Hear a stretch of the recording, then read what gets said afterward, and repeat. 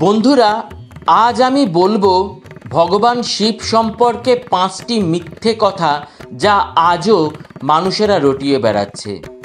আমি এই ভিডিওর মাধ্যমে আসল সত্য তোমাদের সামনে কিছুটা হলেও তুলে ধরব। তাই বন্ধুরা, পুরো ভিডিওটা দেখার অনুরোধ রইল, যাতে মিথ্যার উপর থেকে কিছুটা হলেও পর্দা সরে। মাতা সতী এবং মাতা পার্বতীর স্বামী সদাশিব হওয়ার কারণে তাকে শিবও বলা হয়, আবার যাকে মহাদেবও বলা হয়ে থাকে। কিন্তু মহাদেবের সম্পর্কে এমন কিছু রটনা করা হয় যা প্রচণ্ড অপমানজনক। সেই সব মানুষদের দোষ বা মূর্খামি যারা কোনো কিছু না জেনে শিবের সম্পর্কে এই সমস্ত কথা বলে থাকেন। তাহলে বন্ধুরা, জেনে নেওয়া যাক সমাজে মহাদেবের সম্পর্কে কি কি মিথ্যা প্রচলিত আছে। প্রথম মিথ্যে কথা হলো শিবলিঙ্গ একটি লিঙ্গের প্রতীক। কিন্তু বাস্তবে আসলে শিবলিঙ্গ কি? বন্ধুরা, দুঃখের বিষয় হলো বর্তমানে বহু মানুষ মনুষ্যলিঙ্গের মতো শিবলিঙ্গকে আকৃতি দিয়ে তার ছবি বিভিন্ন সোশ্যাল মিডিয়ায় পোস্ট করে থাকে এবং তা নিয়ে নানা রকম ইয়ার্কি কুৎসিত কথাও বলে থাকে। কিন্তু এর পিছনে আসল সত্যটা তাহলে শোনো। শিবলিঙ্গের অর্থ হলো ভগবান শিবের আদি এবং অনাদি স্বরূপ। শূন্য আকাশ, অনন্ত ব্রহ্মাণ্ড এবং নিরাকার পরম পুরুষের প্রতীক হওয়ার জন্য একে লিঙ্গ বলা হয়ে থাকে। যেমন শ্রীহরি বিষ্ণুর প্রতীক হলো শালগ্রাম শিলা, তেমনি মহাদেবের প্রতীক হলো এই শিবলিঙ্গ। এর আকৃতি আমাদের আত্মার জ্যোতির মতন হয়ে থাকে। আজকের বিজ্ঞানীরা মনে করেন শিবলিঙ্গের মধ্যে সম্পূর্ণ ব্রহ্মাণ্ড লুকিয়ে আছে। এরপর কেউ যদি প্রশ্ন করেন শিবলিঙ্গ কি, তাহলে তোমরা বলবে শিবলিঙ্গ হলো ভগবান শিবের আদি এবং অনাদি স্বরূপ, যা কখনো সৃষ্টি হয়নি, যা কখনো ধ্বংসও হবে না। দ্বিতীয় মিথ্যে, শিব নাকি গাঁজা ভাং সেবন করেন। এর জবাব দেওয়ার মতন কোনো ভাষা আমার কাছে নেই। শিবপুরাণ, স্কন্দপুরাণ, বিষ্ণুপুরাণ, ব্রহ্মপুরাণ সহ আরও বেশ কিছু পবিত্র সনাতন বইতে এই সম্পর্কে কিছুই লেখা নেই। কিছু মানুষ তো মহাদেবের গাঁজা খাওয়ার ছবিও ফেসবুক, ইনস্টাগ্রাম, হোয়াটসঅ্যাপে শেয়ার করছে, যা খুবই অপমানজনক। এতে পরমেশ্বরকে ছোট করা হচ্ছে আর 5টা মানুষের কাছে। আসলে এই ঘটনার পিছনেও এক বিশেষ কারণ আছে।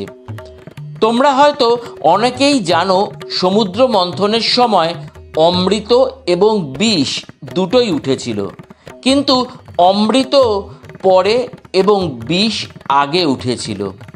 আর এই বিষ যদি সমগ্র ব্রহ্মাণ্ডে ছড়িয়ে পড়ত, তাহলে পুরো পৃথিবী সমেত পশু পাখি, মানুষ, ঋষি মুনি সবাই ধ্বংস হয়ে যেতেন। তাই তখন ব্রহ্মাণ্ডকে রক্ষা করার দায়িত্ব পড়ে শিবের উপর। মহাদেব শিব সেই বিষ নিজে গ্রহণ করেন, কিন্তু এই ভয়ঙ্কর বিষ যখন মহাদেবের কণ্ঠের কাছে আসে, তখন মাতা পার্বতী শ্রীহরির বিষ্ণুর আদেশ মতো মহাদেবের কণ্ঠে হাত রাখেন এবং সেই বিষাক্ত বিষ মহাদেবের কণ্ঠে গিয়ে আটকে যায় এবং তার রং নীল হয়ে যায়। এজন্য মহাদেবকে নীলকণ্ঠও বলে। কিন্তু এরপরেও মহাদেবের গলায় মাঝে মধ্যেই জ্বালা হতো, তাই তিনি ওই সময় ভাং খেতেন বা সাদা চন্দন গলায় লাগাতেন। তাছাড়া আর কোথাও উল্লেখ নেই দেবাদিদেব মহাদেব ভাং খেতেন বা অন্য কোনো নেশার জিনিস সেবন করতেন। তো বন্ধুরা, এটা একটি প্রচলিত মিথ্যে কথা। তৃতীয় প্রশ্ন, যা আজকালকার মানুষ প্রায় জিজ্ঞাসা করে থাকেন, তা হলো মহাদেব কি জানতেন না শ্রী গণেশ মাতা পার্বতীর সন্তান? তাহলে তিনি কেন জেনে শুনে গণেশের মাথা কেটে ফেললেন? এছাড়া গণেশের মাথায় হাতির মাথাই বা কেন বসানো হলো? আর শিব যদি নিজেই না জানতেন শ্রী গণেশ তাদেরই পুত্র, তাহলে তাকে দেবতাই বা বলা হলো কেন? চলো এই তৃতীয় প্রশ্নের উত্তরও দেওয়া যাক। এর উত্তরে মহাদেবের পুরো চরিত্র আগে জানতে হবে। এর জন্য ওনার জীবনে লীলা কথাটি বলা হয়েছে। লীলা হলো এমন এক বিষয় যেখানে তিনি সমস্ত কিছুই জেনে থাকেন, তা সত্ত্বেও তিনি আর 5টি সাধারণ মানুষের মতো সব খেলা খেলে থাকেন। লীলা কোনো নাটক বা কাহিনী নয়, এটা একটি ঘটনাক্রম যার রচনা স্বয়ং পরমেশ্বর করেন, আর যেখানে তিনি নিজেও অংশ নিয়ে থাকেন। মহাদেব ভবিষ্যতের ঘটনাকেও নিজেই সঞ্চালনা করে থাকেন। আসলে ভবিষ্যতের ঘটনাকে নিজের মতো করে ঘটানোই হলো লীলা। যদি মহাদেব এই লীলার রচনা না করতেন তাহলে গণেশ প্রথম পূজনীয় হতেন না, আর দেবতাদের মধ্যে তার স্থানও হতো না। উদাহরণস্বরূপ অন্য আরেকজন ভগবানের কথাও এখানে বলা যেতে পারে, ভগবান শ্রীরাম। শ্রীরাম জানতেন কি ঘটনা ঘটতে চলেছে, কারণ তিনি সাক্ষাৎ বিষ্ণুর অবতার। তিনি জানতেন সোনার মৃগ আসলে কে ছিলেন, কিন্তু মা সীতার আজ্ঞা তিনি ফেলতে পারেননি। তখন তিনি মা সীতাকে লক্ষণের পাহারায় রেখে সোনার হরিণকে মারতে বেরোলেন। সেই রকমই শ্রীকৃষ্ণ অর্জুনকে বলেছিলেন, তুমি কাউকেই হত্যা করছো না, এরা আগে থেকেই আমার দ্বারা মৃত্যু লাভ করেছে, এখন তো শুধু একটা খেলা চলছে। বারবারিকের কাছ থেকে যখন জানতে চাওয়া হয় মহাভারতে ঠিক কি হয়েছিল, তখন তিনি শুধু বলেছিলেন, আমি তো শুধু শ্রীকৃষ্ণের চক্রের দ্বারা দুপক্ষকেই মরতে দেখেছি। এভাবেই বলা হয় সহদেব প্রথম থেকেই মহাভারতের ইতিহাস সম্পর্কে জানতেন, কিন্তু শ্রীকৃষ্ণ তাকে চুপ থাকতে বলেছিলেন। এটাই আসলে লীলা। চতুর্থ প্রশ্ন, অনেকেই শিব পার্বতীকে আসলে আদম আর ইব বলে মনে করেন। শিবের 2 পুত্র, কার্তিক আর গণেশ। এই রকম আদমেরও 2 পুত্র, ক্যান আর হাফিজ। ক্যান দুষ্টু আর হাফিজ ভালো। কিছু বিদ্বান ব্যক্তি মনে করেন স্বয়ম্ভু মনু আর শতরূপাই আদম আর ইব ছিলেন। মহাদেবের প্রথম বিয়ে হয়েছিল দক্ষ রাজকন্যা সতীর সঙ্গে, যিনি তার স্বামীর নিন্দা শুনতে না পেয়ে আগুনে আত্মাহুতি দিয়েছিলেন। এরপর শিব বিবাহ করেন হিমালয় কন্যা উমাকে, যাকে পার্বতীও বলা হয়। তোমরা সকলেই শিব পার্বতীর 2 সন্তান কার্তিক আর গণেশের জন্ম কিভাবে হয়েছিল তা জানো, তাই আমি এই যুক্তির বিরোধিতা করছি।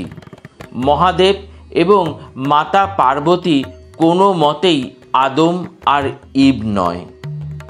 পঞ্চম মিথ্যে। আরেকটি প্রশ্ন যেটি আক্ষরিক অর্থের বাইরে অন্য কোনো তির্যক অর্থই প্রকাশ করে। প্রশ্ন হলো, মহাদেবী কি শিব, ভৈরব, রুদ্র, মহাকাল না কালভদ্র? চলো এ বিষয়েও জানা যাক। প্রথমেই বলে রাখি হিন্দু ধর্মের সম্পর্ক বেদের সঙ্গে। পুরাণে যে ত্রিদেবের উল্লেখ আছে সেখানে মহেশকেই ভগবান শঙ্কর বলা হয়। বেদে আবার রুদ্রের কথাও বলা আছে। বেদের সব কাহিনী পুরাণে বিস্তারপূর্বক বর্ণনা করা হয়েছে, আর শেষে সকলকেই মহাদেবের সাথে মিলিত করা হয়েছে। আচ্ছা, এই বিষয়ে একটু বিস্তারিত জানলে কেমন হয়? শিব, মহাদেব, শঙ্কর, মহাকাল এরা সবাই একজনই। ইনি হলেন দেবাদিদেব মহাদেব বা পরমেশ্বর বা আদিযোগী। শিব বা শঙ্কর ভগবানকে অনেকে আলাদা মনে করেন, কারণ শিবকে সব জায়গায় তেজস্বী রূপে দেখানো হয়, আর শঙ্করকে শিবলিঙ্গের ধ্যানরত অবস্থায় দেখানো হয়ে থাকে।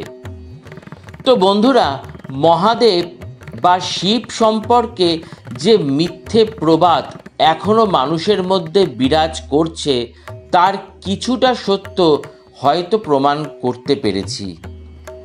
যাই হোক, এবার বন্ধুরা, শিব বা মহাদেব বা শঙ্কর সম্পর্কে তোমাদের মতামত কি তা অবশ্যই কমেন্ট বক্সে লিখো। আর আমার এই ভিডিওটি যদি তোমাদের ভালো লেগে থাকে তাহলে লাইক, শেয়ার আর সাবস্ক্রাইব করে আমার পাশে থেকো। আর পাশের বেল আইকনটা প্রেস করে অল বটনটা ক্লিক করে দিলে এই জাতীয় অনেক অজানা ভিডিও তোমরা শুনতে পারবে। আজকের জন্য এইটুকুই। প্রণাম।